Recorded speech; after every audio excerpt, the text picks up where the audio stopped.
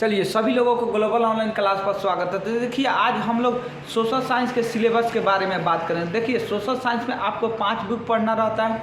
पहला इतिहास पढ़ना रहता है, उसके बाद भूगोल पढ़ना रहता है, उसके बाद अर्थशास्त्र, उसके बाद नागरिक शास्त्र और एक आपदा प्रबंधन।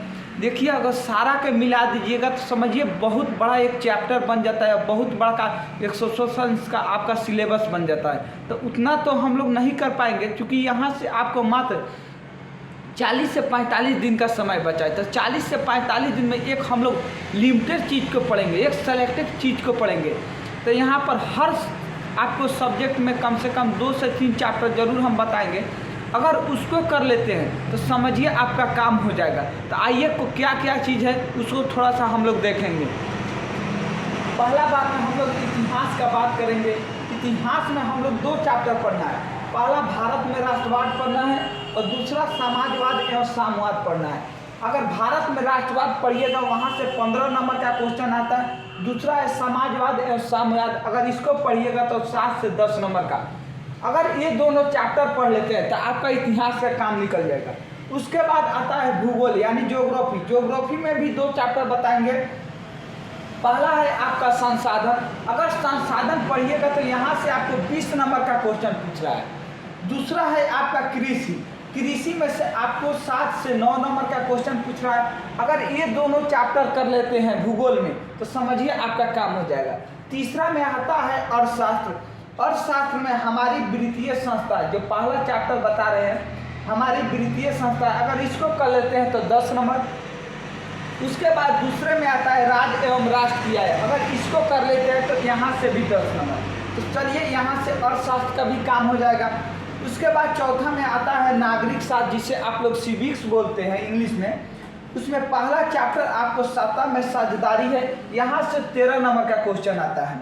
उसके बाद दूसरा नंबर में लोकतंत्र में प्रतिस्पर्धा, अगर इसको पढ़ते हैं तो 13 नंबर इसमें से। उसके बाद एक रह जाता है आपदा प्रबंधन। तो आपदा प्रबंधन में यहाँ लिख दिए, देखिए आपदा प्रबंधन में से आपको जनरली 10 नंबर का क्वेश्चन बनाना रहता है, लेकिन यहाँ पर 15 नंबर का पूछता है। कैसे? क्योंकि क्वेश्चन ज़्यादा पूछ रहा है तो नंबर भी थोड़ा सा ज़्यादा होता है। इसमें आप बिहार संबंधित प्रश्न को, सिर्फ और सिर्फ बिहार संबंधित प्रश्न को देखिए, जिसमें बाढ़ के बारे में पता होना चाहिए, सुखाड़ के बारे में होना चाहिए और भूकंप के बारे में पता होना चाहिए। अगर ये 3 चीज़ पढ़ लेते हैं बिहार के बारे में, बाढ़, सुखाड़ और भूकंप, ये तीनों चीज़ का बाढ़ कैसे आता है, सुखाड़ कैसे होता है, भूकंप कैसे आता है, इसके रोकथाम और बचाव के उपाय, अगर ये चीज़ पढ़ लेते हैं और बिहार से संबंधित कुछ प्रश्न है अगर उसको पढ़ लेते हैं तो आपदा प्रबंधन का काम आपको हो जाएगा।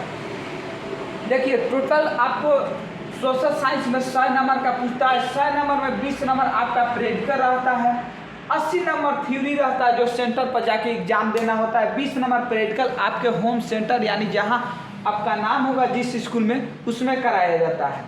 अगर जिन बच्चों को अगर सारा PDF है, सारा नोट्स है तो अपना नोट्स से पढ़ेंगे, अपना फेयर से पढ़ेंगे।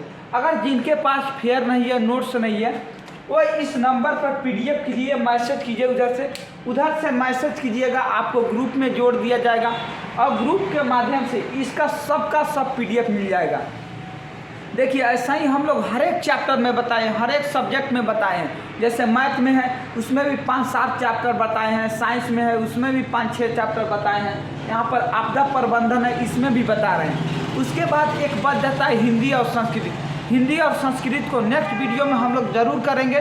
तब तक के लिए चलिए नेक्स्ट वीडियो में हम लोग मिलेंगे।